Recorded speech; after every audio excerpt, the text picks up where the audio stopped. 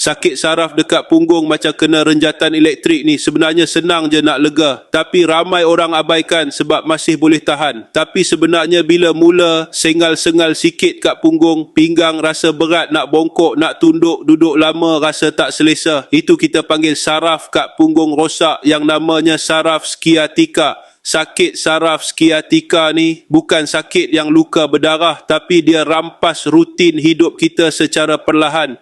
Nak berjalan, solat, tidur pun terseksa. Dia bukan macam lenguh biasa, tapi bisa dia sampai ada kes lumpuh sebelah badan akibat masalah skiatika ni. Bagi yang tak tahu sakit saraf skiatika ni, dia sakit sebelah kaki sahaja. Mula-mula akan sakit di ekor punggung, membawa ke paha dan betis. Sampai tahap nak berjalan 5 langkah pun seksa. Naik tangga pun tak mampu. Kadang rasa macam renjatan elektrik menyucuk dalam kaki. Kadang tengah tidur pun kaki tiba-tiba mengkarung macam kena tarik urat. Sakit ni bukan kat orang berumur je. Orang muda yang kerja duduk di pejabat pun boleh kena. Wanita hamil pun boleh kena. Malah orang laki yang suka letak dompet kat poket belakang seluar pun boleh kena.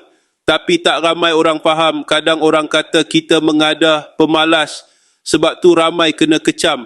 Lagi sedih, ramai dah habis duit pergi urut, sapu minyak panas, cucuk ubat tahan sakit. Tapi kejap okey, lepas tu datang balik. Sampailah seorang pakcik ni share dengan aku pasal herba dalam kapsul seketika ni.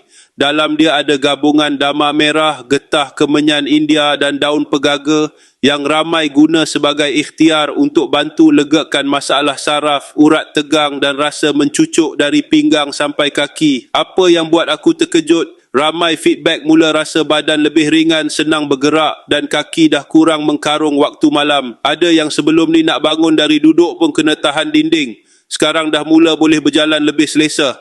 Sebab tu kalau kau jenis duduk lama terus mencucuk sakit punggung menjalar ke kaki-kaki kebas, atau rasa renjatan elektrik naik tangga, rasa ngilu malam kaki selalu krem, jangan tunggu sampai jalan pun dah heret kaki baru nak cari ikhtiar.